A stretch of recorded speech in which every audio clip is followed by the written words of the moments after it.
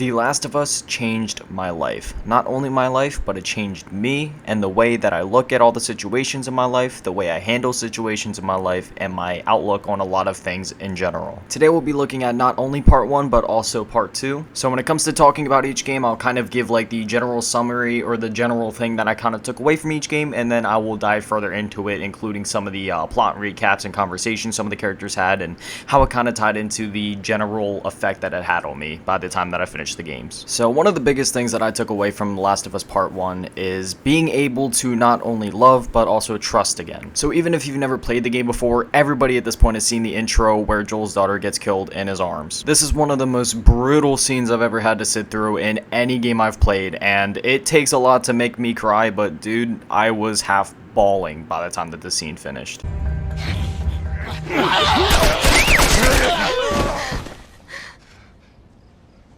It's okay, baby. We're safe. We're safe. Hey, we need help. Stop! Please. It's my daughter. I think her leg is broken. Stop right there! Okay. We're not sick. Got a couple of civilians in the outer perimeter. Please advise. Daddy, what about Uncle Tommy? We're gonna get you to safety and go back for him, okay? Sir, there's a little girl. But... Yes, sir. Somebody, we've just been through hell. Okay, we just need... Shit.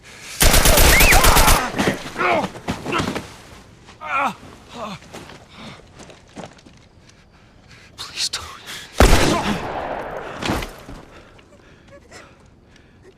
Oh, no. Sarah. Move your hands, baby.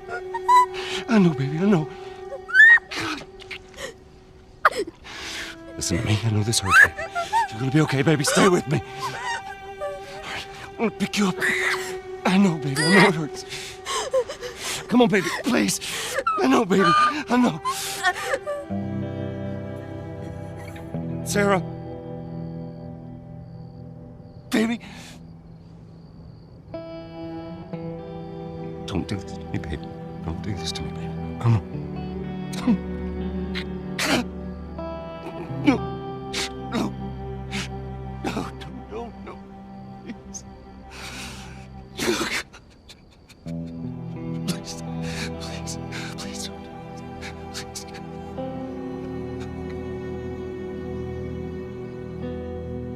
After this scene, the credit sequence plays, and then it cuts to about 20 years later where Joel wakes up from seemingly having a nightmare, and you see how life is for him now. You know, 20 years later, still dealing with this. He's a very thick-skinned person. He doesn't let too many people too close into his circle. He doesn't seem very trusting of anybody around him. And at this point, it's clear that he just has his head set on surviving. No matter what gets in his way, he's going to do whatever he has to do, no matter how just extremely brutal it is, as long as he can get by. And at some points, he may even seem downright selfish. But that is until Joel and Tess come across the leader of the Fireflies, Marlene, and Marlene has a job for both Joel and Tess to smuggle this girl, Ellie, who is immune to the virus, to Fireflies halfway across the country to hopefully create some kind of cure for the disease that has broken out. Ultimately, this whole plot is just kind of here so then there's a reason for Joel and Ellie to finally connect and finally meet each other, and so there's a reason that they are forced to spend so much time together and go on this long journey together halfway across the country. I won't be going through the entire story for either of these games. I'd just like to give a little bit of background as to what the plot is, and just so you guys can further understand what I'm talking about as we get further into the video as I talk about some of the things. But this game is quite the adventure, you know. It's a good, I think, 12 to 15 hours if I'm remembering correctly from when I played it, and the time that it takes for Joel to finally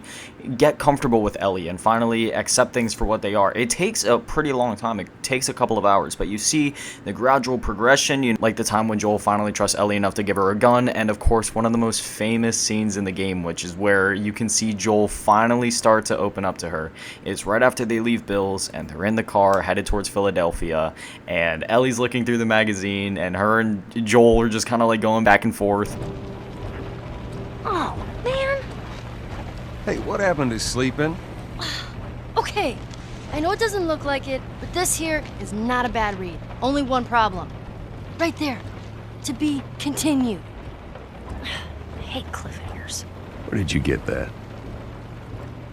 Back at Bill's. I mean, all this stuff was just lying there. What else did you get? Well, here. This make you all nostalgic? You know, that is actually before my time. That is a winner, though. Oh, man. Well, better than nothing. Oh, I'm sure your friend will be missing this tonight. Mm-hmm. It's light on the reading, but it's got some interesting photos. Now, Ellie, that ain't for kids. Whoa! How the hell would he even walk around with that thing? Get rid of that. Well, hold Just... your horses. I want to see what all the fuss is about. Oh, why are these all stuck together? I'm just fucking with you. Bye-bye, dude. All of these little moments in the game, whether Joel and Ellie are fighting, or they're laughing, or they're just, you know, raiding a store looking for some supplies, you know what I mean? It's just, it all builds up to this greater narrative of Joel finally connecting with somebody again, finally being able to trust again, and taking in this lost girl that's never even stepped outside before, literally has been stuck inside her whole life, and is finally accepting her and taking her in as his own. One of the coolest things I haven't seen mentioned a whole lot in this game is how the first time you play as Joel, you're carrying his daughter Sarah in his arms right before she dies. And the last time you play as Joel in the game is when you're carrying Ellie out of the hospital trying to save her life. That to me was so powerful. So now that you kind of get the general gist for the game and some of the basic plot elements of what I'm talking about, now I guess it's time to tie it back into me and my story and how this has affected me and changed my life in a way. So it's about to get pretty real here, but for the majority of my life, I've never had a lot of people that have really stuck by my side, you know? The only people that have ever really stuck by my side is like my family, like my mom and my siblings. That's really been it. When it comes to friends, girlfriends, just even family half the time, you know, even my own dad, like nobody's ever really stuck around in my life. And it got to a point where, especially after I had to move to Florida, at the time that I moved, I was 16 years old, so you know, I was still a teenager, thought I had a bunch of friends, but from the day that I moved, even to this day, I haven't heard from anybody really. I had these two friends that were always like really close. I was always really tight with them. Like they were always my main ones in my circle. I still hear from them, you know, to this day, but outside of that, all the people that I thought were my true friends or, you know, a bunch of my ride or dies, just nothing. And it was really hard for me for a long time after that. Even when I got jobs and I started to meet people down here, I was like, dude, it's just I can't allow myself to trust like that. I don't want to get hurt again. And that goes even like double for relationships now. What is it, 2022? So it's been 3 years since I've been in a relationship. I've been single for 3 years now, just because I don't think I have what it takes in me to love or trust like that ever again. And this isn't even a situation where it's like, ooh, one girl broke my heart in the past, so now I'm sad about it, never gonna have a girlfriend again. Like, that's not what it is. It's more a thing just people in general, because when it comes to whether it's girlfriends or even like family or friends, like I'm not able to trust people like that anymore. I'm unable to open myself up like that towards people anymore. I've really just kind of became like a hermit. I keep to myself. Anytime something happens, anytime I'm feeling anything, I bottle it up. I'm too scared to let anybody into my world, because I know eventually they're gonna leave it. So why waste the time and invest a bunch of time that I could spend doing other things, such as working on videos for this YouTube channel or streaming and hanging out with you guys, you know what I mean? Even when it came to my old friends, the two that I was talking about, where I'm like, yeah, I'm really tight with them, like I even had trouble trusting them and talking to them for a while. But then December came, and that's when I had one of the biggest scares of my life. I struggled with anorexia nervosa for about 2 years, and I dropped really low, below 80 pounds, and I had to take off work for a while, and I was like, you know what, I have a bunch of games in my backlog, why don't I go ahead and play some of them? And the first one I picked up was The Last of Us. I sat down, you know, it was like 10 in the morning or some random like that, and I was like, you know what, I've been wanting to play this for a while. Let's just sit down and play through it. And I kid you not, I beat it in the matter of that. I beat it in a single day. And at first, I was just completely shocked and just completely like lost in my emotions. I had never played a game that made me think as much as that one did. And it took a couple weeks to dawn on me, but roughly 2 or 3 weeks after I beat that game, the lessons that I learned from it finally started to sink in, and I finally started to really take in everything that I learned during that adventure with Joel and Ellie. And the main thing I learned is that it's okay. No matter how many people have left you in the past, no matter how many people have screwed you over, it's just a part of life. Many, many, and many people are going to leave you, screw you over, steer you the wrong way, or, just whatever. People won't always stick around forever.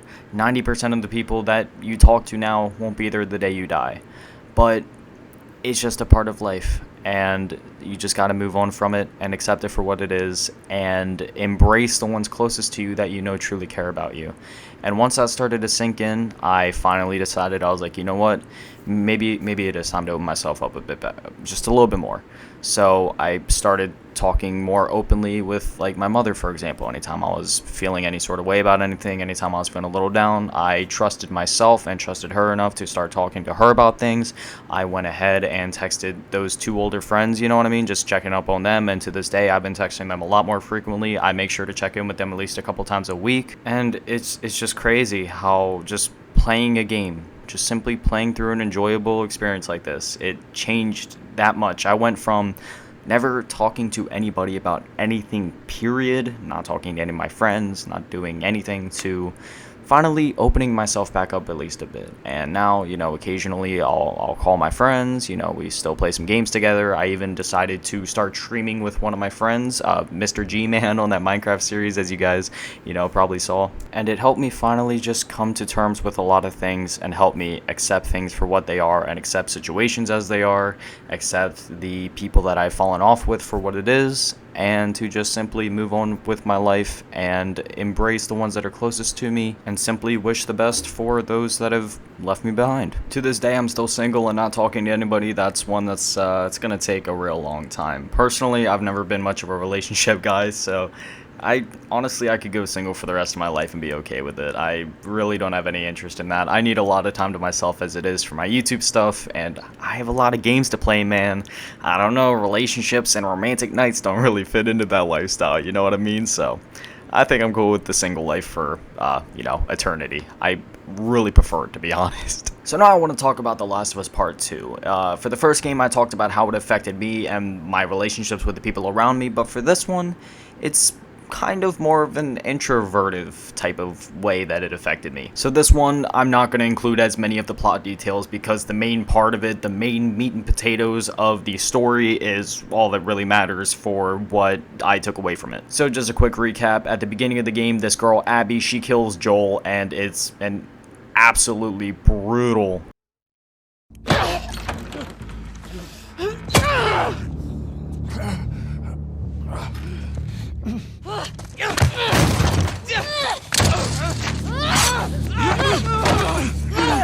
Pin her down! Get off me! Get her hands! Get the fuck off me! You got her!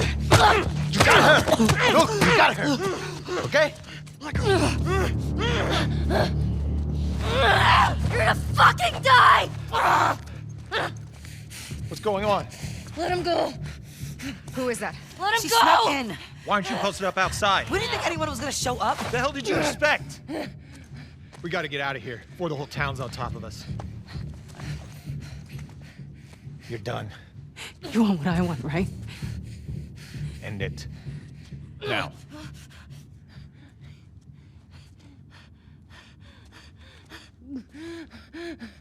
Joel, get up. Joel, fucking get up. Please stop. Please don't shoot. Joel, please get up. No!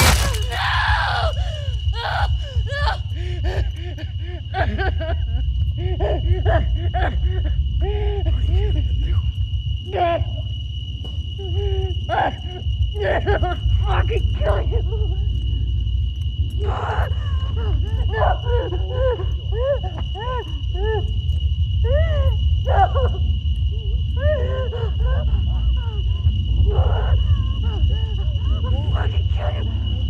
No.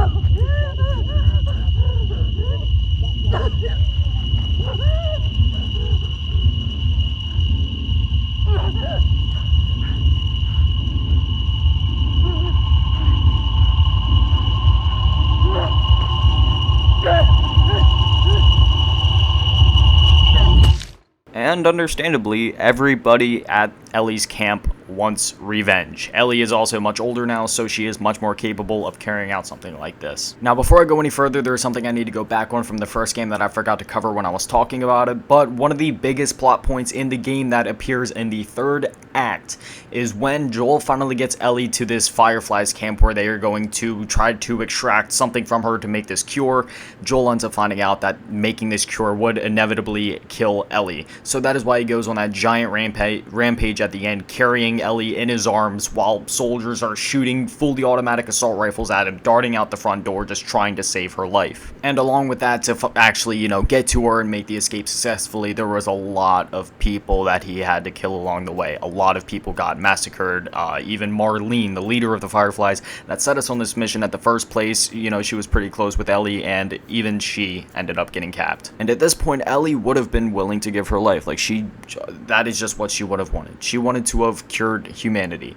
But Joel finally, having another daughter figure in his life, somebody he finally learned to trust and love again, he wasn't ready to let that go. And of course, if Ellie would have found this out, she would have been pretty devastated to know that tens, if not hundreds of soldiers were murdered inside of this hospital just because Joel was trying to save her life. In fact, in the car after this scene happens that I was just talking about, he lies to her and says, no, there was tons of other people like you, they don't need you for the care. In fact, let me just show you the scene.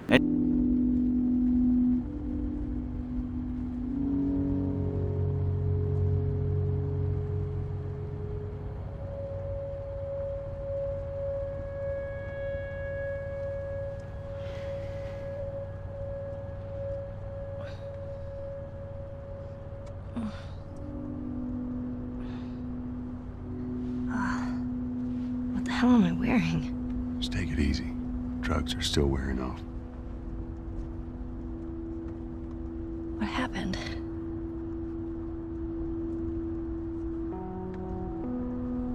We found the Fireflies.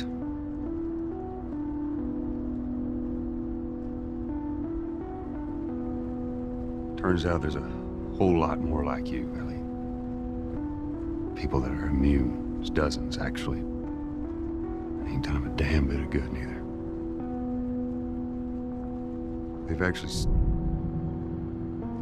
They've stopped looking for a cure.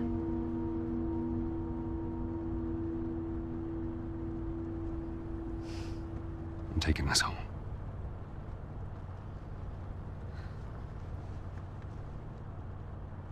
I'm sorry. And you can tell just from looking at Ellie that she doesn't buy any of it, but she's not going to question it at this moment. Again, not at this moment, because at the end of the game, at the very end of the game, right before the credits roll, this scene happens. Like I said, I forgot to talk about this while I was talking about the first game, and you may be wondering why I'm bringing it up now, but it will make sense later on, because there was two aspects of The Last of Us Part 2's plot that ties into the lessons and things that I took away from this game. So as I said, I won't do a huge plot recap for this game, but the whole game, this whole 20-hour adventure, it is Ellie trying to get revenge on Abby. She goes through this whole, like I said, 20-hour adventure. I mean, the game's 20 hours, but in reality, it was about 4 days. And mind you, just to cover some of the details that happened during this huge adventure, day 0 or day 1, whatever you want to call it, is before they set out on their adventure, and then there's Seattle day 1, Seattle day 2, and Seattle day 3, and so much stuff happens on this journey and this time that she spends in Seattle looking for Ellie. There's so many people that get murdered, so many soldiers and people that get murdered, people that get tortured, people that get beaten to death. A pregnant woman is unfortunately killed in the process. And after this, Ellie and Abby have a huge showdown at the theater. They have this huge fight. Tommy ends up getting shot. Jesse ends up getting shot in the head too, except he actually gets killed. And after all of this is said and done, after all the smoke settles from all that, Ellie and Dina end up settling down on this farmhouse, out in the country, just something real nice. But then Tommy ends up coming and telling her that he knows where Abby may be, and Dina is of course very hesitant of Ellie going and pursuing revenge again, but Ellie knows what she has to do, so she sets out and she does find Abby. And I don't even know what to say about the scene. I'll just play the scene for you.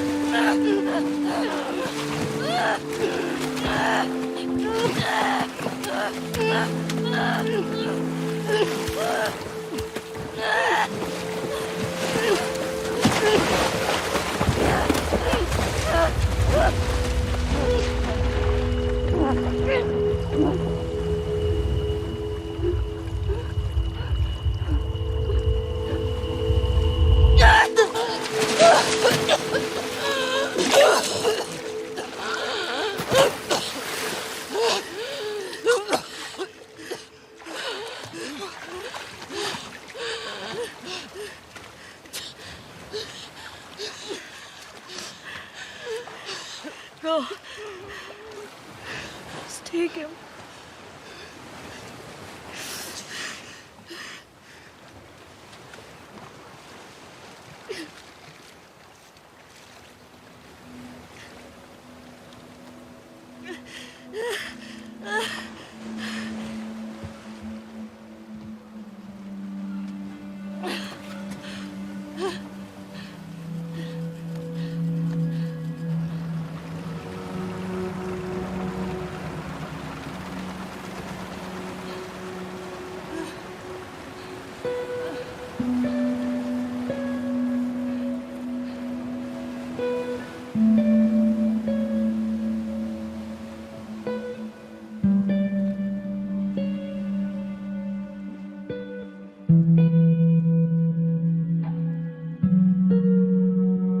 And again, in this video, I'm just giving you a very, very dumbed down recap of the events that happened. If you've never played these games before, I highly recommend it. It is an emotional roller coaster the whole time you're playing it.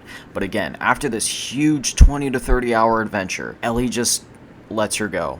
She forgives Abby for killing Joel. Remember how I just brought up that thing moments ago about how Joel lied to Ellie about what happened at the Firefly camp at that hospital? Yeah.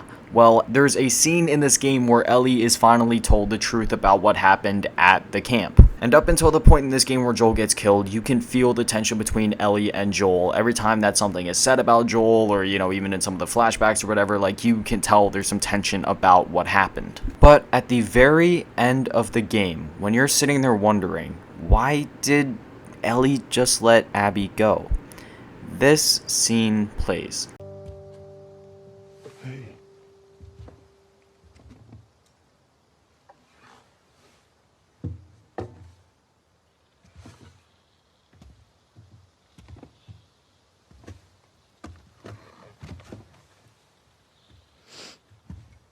What are you drinking? Coffee. Where'd you get that? Those people that came through last week. Oh. I'm a little embarrassed as to what I had to trade to get it, but it's not bad.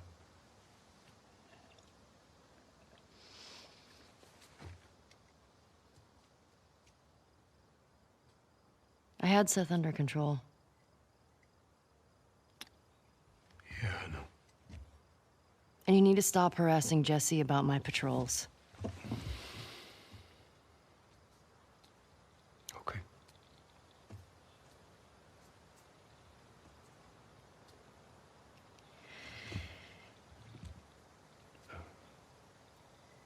Dina.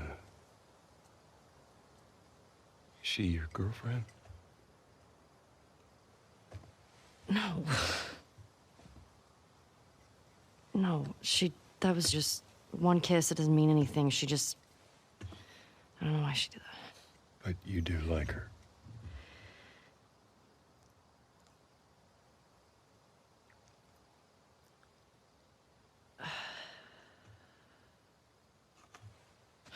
So stupid.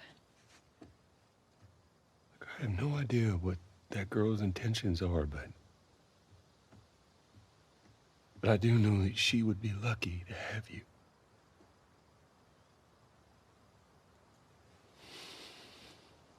You're such an asshole.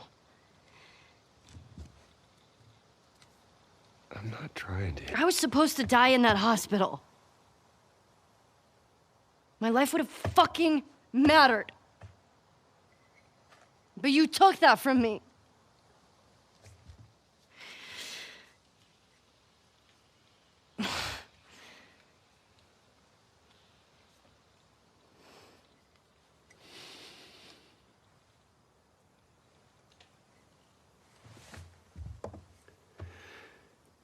somehow the Lord gave me a second chance at that moment, I would do it all over again.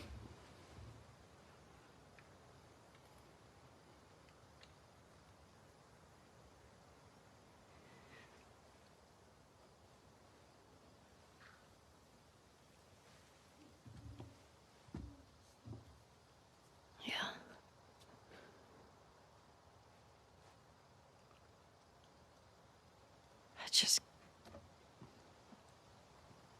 I don't think I can ever forgive you for that.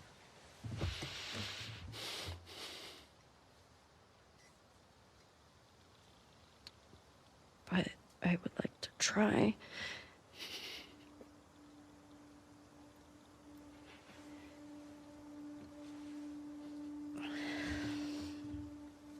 I'd like that.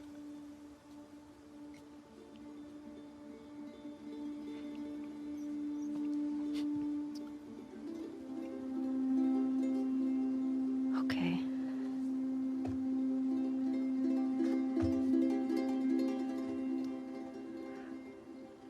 I'll see you around. Yep.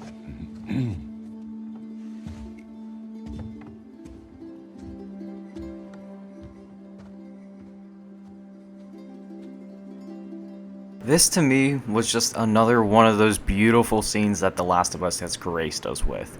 A huge lie that could have completely demolished Ellie and Joel's relationship. Ellie took it at face value and realized that Joel had good intentions behind it. And even though she even says that it's going to be really hard for her to let it go or to forgive it, she still says that she wants to try. And, despite how big of a lie Joel had told her, despite, again, just how much trust must have been lost after he lied to her like that. Especially considering the fact that if he hadn't have intervened, there's a chance that humanity could have been saved from this plague that you deal with still throughout this entire game. Despite all of that, she finds it in her heart to just try and move on, accept it for what it is, and forgive him. And that is just amazing. And again, this scene plays right when Ellie decides to forgive Abby. All because she knows it is the right thing to do, and deep down, ultimately, it's probably what Joel would have wanted. I still remember the first time I beat this game and watching this scene, the way Ellie just, her look into the distance, it is so empty. Her sitting there alone in the little lake there, it is so empty. And the player, if you've been fully invested in the story the whole way through, you as well just feel completely empty and question yourself. Was any of this worth it? Was any of the self-loathing worth it? Was any of the hell that I went through worth it? Just to get revenge? Just to justify this thing in my head? Was any of this worth it?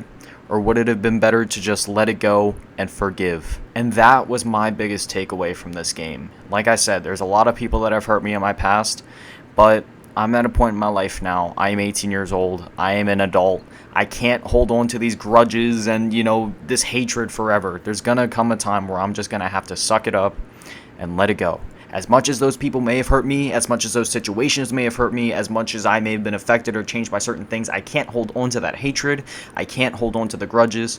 Life moves on. I have my own ambitions and dreams. And if I go to sleep every night thinking about grudges that I have against somebody or some sort of stupid hatred I have against somebody, what is that going to help me achieve? Exactly. Literally zero.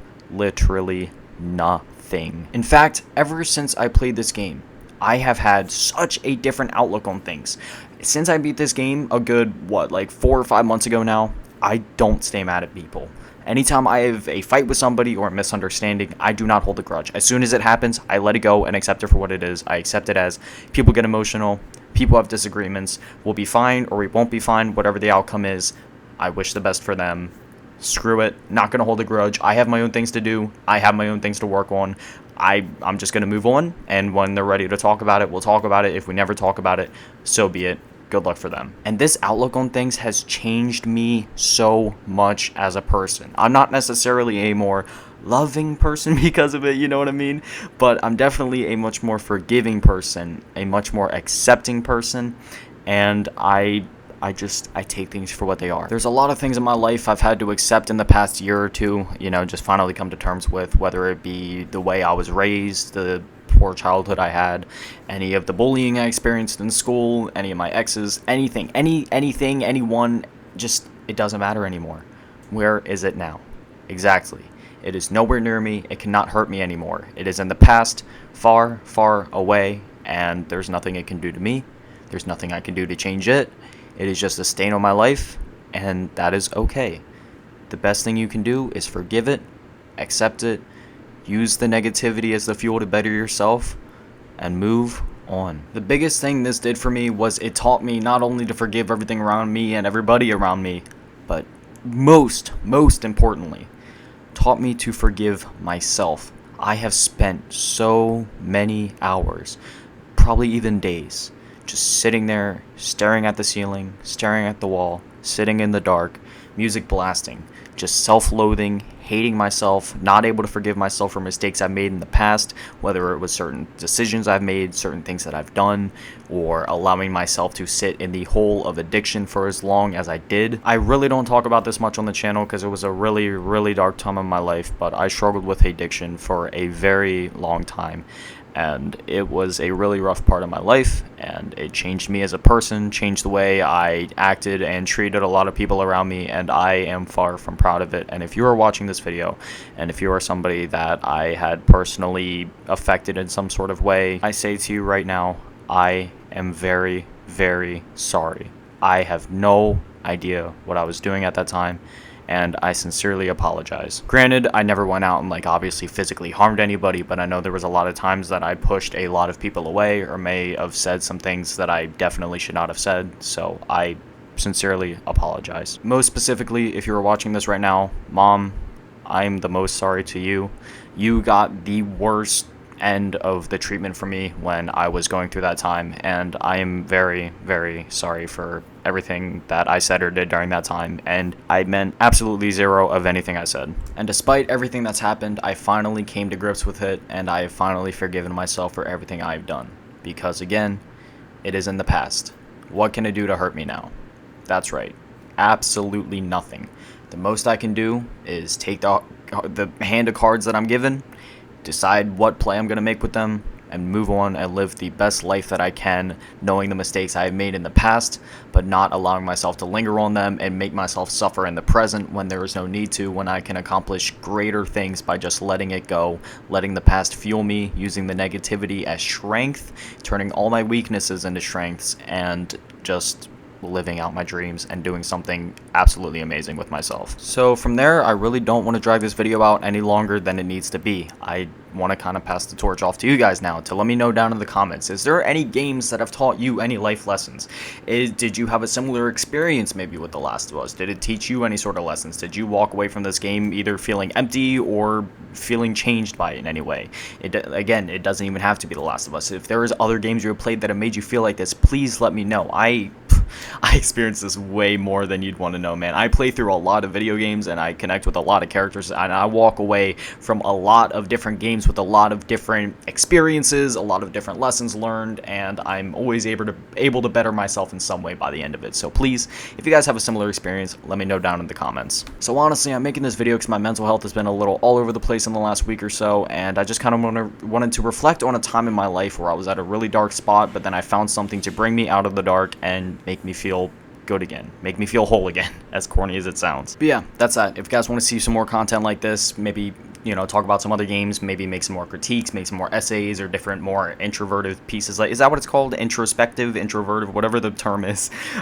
You know, I can make more videos like this. I enjoy watching content like this, and I know it's a very niche audience, but if this is something you're into, just sitting down talking about some games, talking about the way they impacted me or you guys, you know, I'd love to do that. But anyways, as always, you can find me here every single day on the channel at 7 p.m. I post a wide range of content. So if this is your first time seeing a video from me, I post a lot of different stuff. I post gaming videos, vlogs, essays, and kind of like essays, critiques, introspective pieces. And it really just depends on how I'm feeling that day or what I want to make. But yeah, love you guys. Thank you for watching. Have an amazing day. Stay beautiful. Peace.